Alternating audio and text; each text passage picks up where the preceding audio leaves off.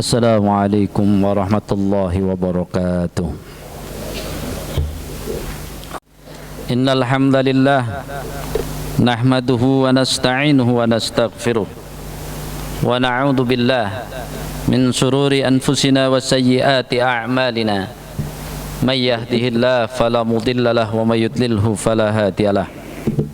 Asyhadu an la ilaha illallah wahdahu la syarika lah wa asyhadu anna Muhammadan abduhu wa rasuluh alladzi la nabiyya wa la rasula ba'dah.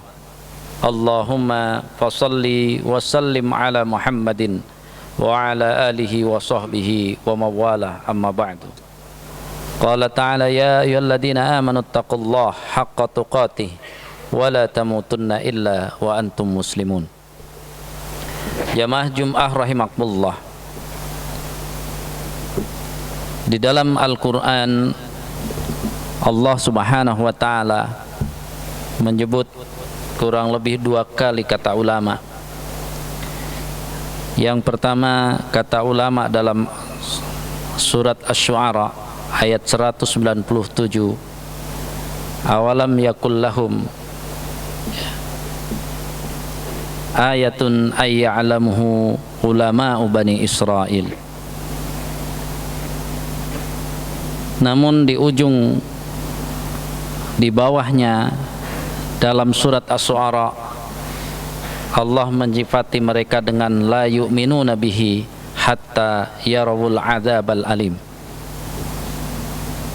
Kemudian yang terkenal adalah surat Fatir ayat 28, wa minan nas wad dawab wal an'am mukhtalifun alwanuh kadzalik innama yakhsyallaha min ibadihil ulama innallaha azizun ghafur. Dari 2 ayat tadi jelas bahwa seorang ulama di dalam Al-Quran tetap menjadi orang-orang yang terdepan, baik ketika kasusnya sebagai ulama Bani Israel, dia terdepan di Bani Israel,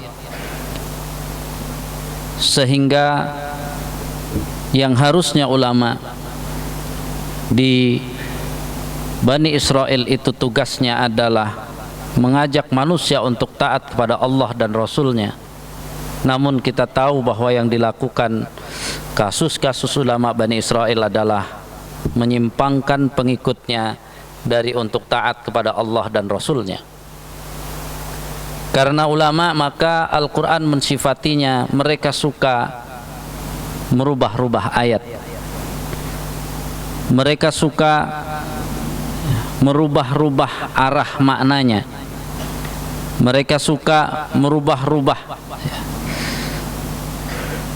hal-hal yang seharusnya dimaknai dengan keimanan kepada Allah, tetapi ternyata disimpangkan oleh mereka.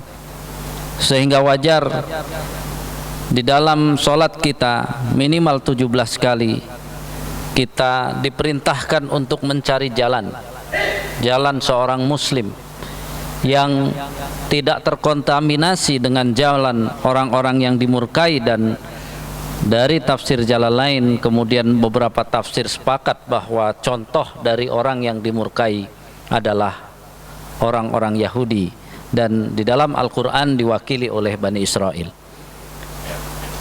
Jemaah sekalian rahimakumullah, berarti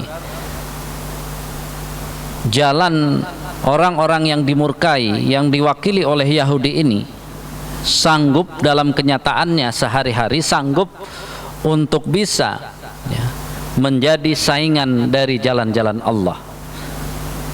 Sehingga kita sampai memohon kepada Allah 17 kali untuk ihdinas siratal mustaqim. Benar-benar kita mendapatkan jalan Islam ini, sehingga kita tidak tertipu dengan jalan al-maghdub alaihim ataupun dengan jalan al-dhalin. Jamaah Jum'ah rahimakumullah, sehingga kita pun hari ini bisa memberi nasihat kepada anak kita, kepada cucu kita, generasi kita, yang mungkin dengan ilmu yang mereka miliki suatu saat mereka menjadi seorang ulama, maka kita harus mengatakan kepada mereka, jangan engkau menjadi ulama seperti ulama Bani Israel, di mana Bani Israel sendiri merupakan sebutan terhormat kalau dia benar-benar mengikuti sebutannya. Bani Israel adalah singkatan dari anak cucu Nabi Yakub. Israel adalah laqab untuk Nabi Yakub. Namun sebuah laqab kehormatan itu akan tetap terhormat ketika dia sanggup mengisi laqab tersebut dengan sesuai sebutannya. Orang cerdas itu hebat kalau benar-benar orangnya cerdas. Tapi kalau disebut orang cerdas tapi ternyata sebaliknya dia tidak cerdas, maka kalimat orang cerdas itu menjadi penghinaan. Jadi kalimat ya Bani Israel di dalam Al-Quran itu menjadi kalimat penghinaan karena Bani Israelnya sendiri tidak menjalani hidup sebagaimana Israel, sebagaimana Nabi Yakub yang taat kepada Allah sebagai seorang nabi. Sehingga yang diingatkan oleh Allah, nikmat yang diingatkan kepada Bani Israel sebenarnya bukan nikmat sehat, nikmat itu bukan, yakni nikmat ketika diturunkan kepada mereka al-anbiya, para nabi. Itu adalah nikmat yang harusnya mereka syukuri. Sehingga jamaah sekalian rahimakumullah, secara makna kalau kita telusuri, kata ulama itu sebenarnya masih umum. Apapun ilmunya sebenarnya dia bisa menjadi seorang ulama, asalkan mengikuti ritme yang telah dikeluarkan oleh Allah dalam surat Fatir, innama yahsyallaha min ibadihil ulama. Kalau ilmu yang dia pegang, ilmu yang dia dalami benar-benar bisa mengantarkannya untuk takut kepada Allah. Inilah sebenarnya ungkapan indah Said Ramadan Al-Buti ketika mengatakan bahwa saat aku umur 17 tahun maka ayahku menyampaikan kepadaku bahwa seandainya ada untuk mendekatkan diri kepada Allah dengan jalan, ini mohon maaf jangan disalah artikan karena ini sesuai dengan fakta yang disampaikan oleh Ramadan Al-Buti. Kalau seandainya mendekatkan diri kepada Allah cukup dengan memungut sampah, maka pasti aku akan jadikan engkau sebagai pemulung. Jadi kalimatnya ini menunjukkan seorang bapak yang anaknya sangat ingin untuk dekat kepada Allah. Lalu ayahnya mengatakan, namun seluruh data fakta menyatakan untuk mendekatkan diri kepada Allah maka engkau harus menjadi seorang ulama dengan ilmu.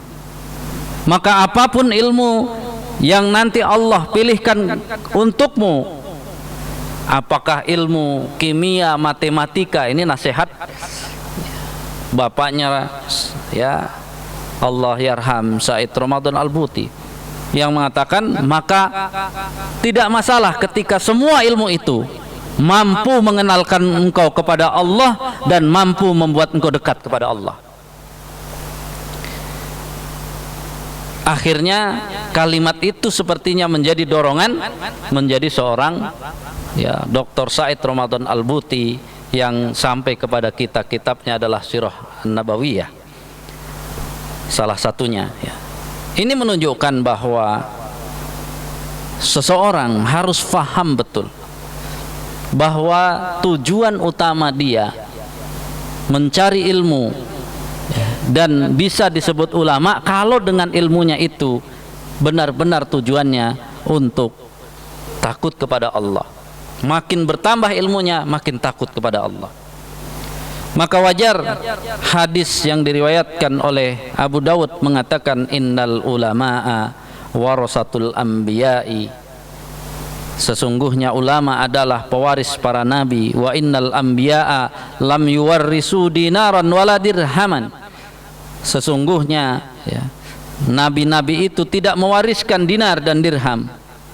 War rasul ilma, tapi para nabi mewariskan ilmu. Faman akhadahu akhadha bihaddin wafirin, maka barang siapa telah mengambil ilmu itu, maka dia telah mengambil bagian yang banyak. Jamaah Jum'ah rahimakumullah. Maka kalau kita soroti, ulama berarti ada dua, sebagaimana Imam Ghazali menyatakan dalam Ihya Ulumuddin dengan mengatakan ada ulama akhirat dan ulama dunia, atau yang disebut dengan ulama su. Karena itu harus disadari, ketika kita memahami sebuah ulama, tentu kriteria yang pertama yang harus kita masukkan adalah orang yang paling takut kepada Allah Subhanahu wa ta'ala. Jadi ilmu yang tidak membuat takut kepada Allah, maka akan bermasalah. Dia akan makin berani, atau kalau kita menggunakan kaidah ya, Imam Bukhari pernah menjual rumah untuk mendapatkan hadis sahih. Kita hidup di zaman kadang-kadang ada orang menjual hadis dengan maksud untuk dapat keuntungan dunia sehingga bisa untuk membeli rumah. Ini kan berarti PR-nya cukup besar. Kemudian ya, yang kedua, dia harus mengambil peran sebagai pewaris Nabi. Seorang ulama yang menjalankan peran sebagai para nabi, yakni akan memberikan petunjuk, bimbingan ya, sebagaimana ya, bintang-bintang bulan yang menyinari. Kalau sudah menyandarkan kepada nabi, maka ulama ini yang ketiga harus terdepan dalam dakwah Islam, menegakkan amar ma'ruf nahi mungkar, menunjukkan kebenaran dan kebatilan sesuai hukum Allah, meluruskan penguasa-penguasa yang zalim atau penguasa-penguasa yang menyalahi aturan. Bahkan di dalam kitab Ihya Ulumuddin yang sering digunakan untuk kelembutan hati, tetapi Al-Ghazali menyatakan tradisi ulama adalah mengoreksi penguasa untuk menerapkan hukum Allah, mengoreksi ke penguasa untuk menyatakan kerusakan masyarakat adalah akibat kerusakan penguasa, dan kerusakan penguasa itu juga bisa jadi karena kerusakan ulama yang mendukungnya. Karena itu jamaah sekalian rahimakumullah, wajarlah Imam Syafi'i yang dengan syair terkenal sampai mana-mana mengatakan, akhi lan tanalul birra lan tanalul ilma illa bisittatin. Siapapun yang mau belajar maka dia punya 6 syarat agar dia benar dapat ilmu. Ada yang saumbika amajmu'iha atau saumbika antafsiliha bibayanin. Ada 6. Para jamaah sekalian, kalau ke masjid mau dapat ilmu itu ada 6 syaratnya. Itu harus kita pakai terus. Yang pertama adalah zakaun, kecerdasan. Tandanya cerdas adalah mau berpikir. Kan kadang-kadang masalah kita ini, udahlah di masjid jangan yang susah-susah, jangan yang ngajak-ngajak berpikir, kasih aja yang gampang-gampang. Padahal syarat untuk mendapatkan ilmu yang sudah jelas disepakati, dan ini disebar di kitab. Kalau ada kitab tentang al-alim ataupun muta'alim akan masuk ini 6 ya, syarat untuk mendapatkan ilmu. Yang pertama adalah zakaun, kecerdasan, mau berpikir. Jadi tidak taklid dengan apa yang disampaikan gurunya, berpikir ya. Jemaah sekalian rahimakumullah, bagaimana Khadijah mensikapi ketika Nabi mendapatkan wahyu yang pertama, yang Nabi sendiri ya hanya cerita bahwa Nabi juga belum menyatakan ketemu Jibril, tapi hanya pokoknya ketemu siapa di Gua Hira. Kejadian itu bagi Khadijah pasti percaya 100% karena Nabi sudah memiliki gelar Al-Amin. Tapi apakah model Khadijah tidak menambah data, tidak menambah lagi ya tambahan untuk menguatkan apa yang dia yakini karena suaminya tidak pernah berbohong?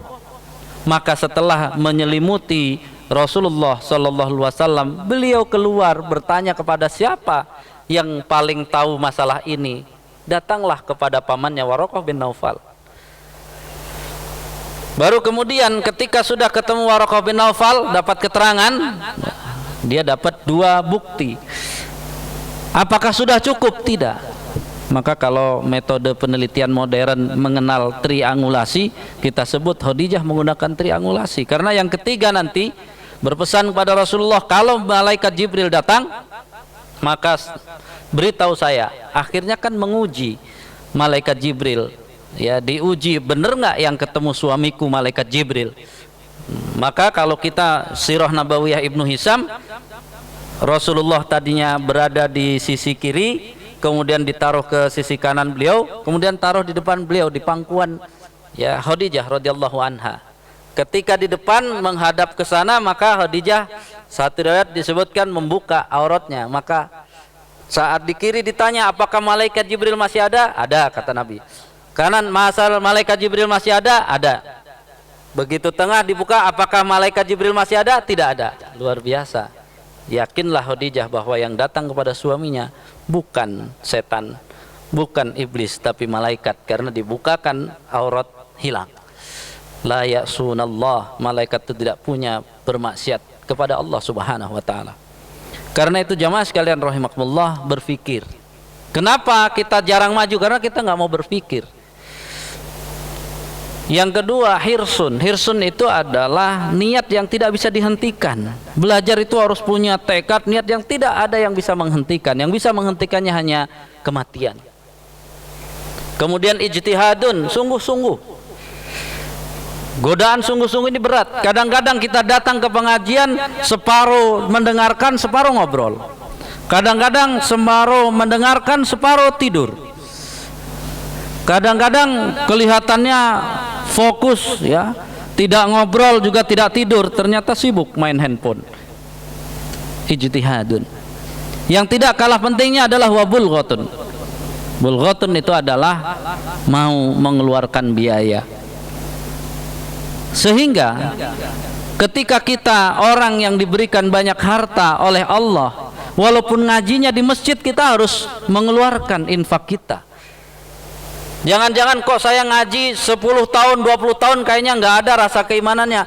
Apakah Anda kaya? Iya, pas ngaji suka infak? Mungkin enggak.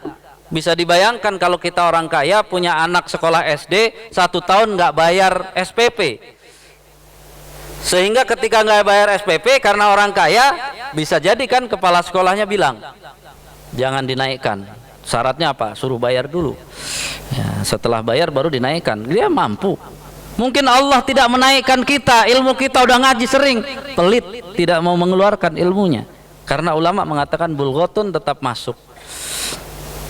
Ada modal. Baru kemudian yang kelima adalah suhbatu ustadzin.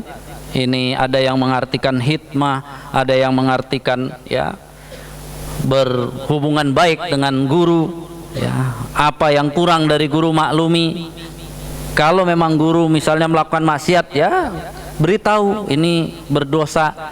Tapi kita tidak perlu ya menyatakan bahwa semuanya buruk ya karena dosanya, kecuali dosanya yang tidak bisa kita maklumi.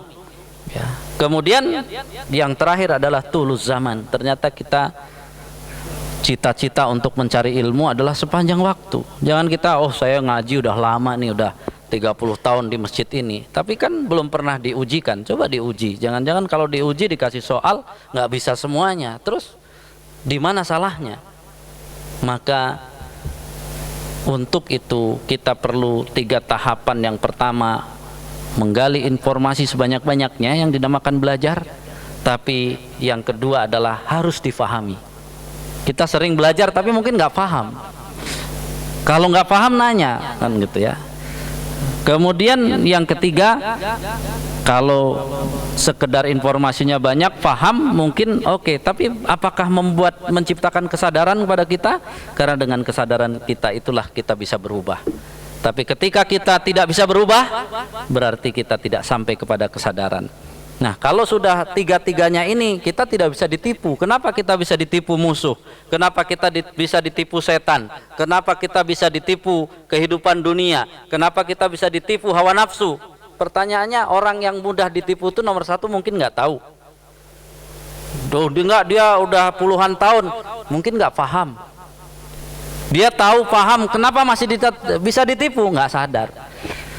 Makanya, mari kita pahami betul bahwa semua kita boleh bercita-cita menjadi ulama yang sesungguhnya, dan bukan untuk dunia ini sebenarnya, tapi ulama yang sebenarnya menuju keselamatan dunia dan akhirat, yang menjadi cita-cita utama adalah bisa berkumpul dengan para rasul yang merupakan pewaris dari para rasul, sehingga bisa bertemu Allah Subhanahu wa taala. Hadanallah wa iyyakum ajmain. Barakallahu li wa lakum fil Qur'anil azim wa nafa'ani wa iyyakum bima fihi minal ayati wa dzikril hakim wa taqabbalallahu minni wa minkum tilawatahu innahu huwas samiul alim. Fastaghfirullahal azim li wa lakum innahu huwal ghafurur rahim.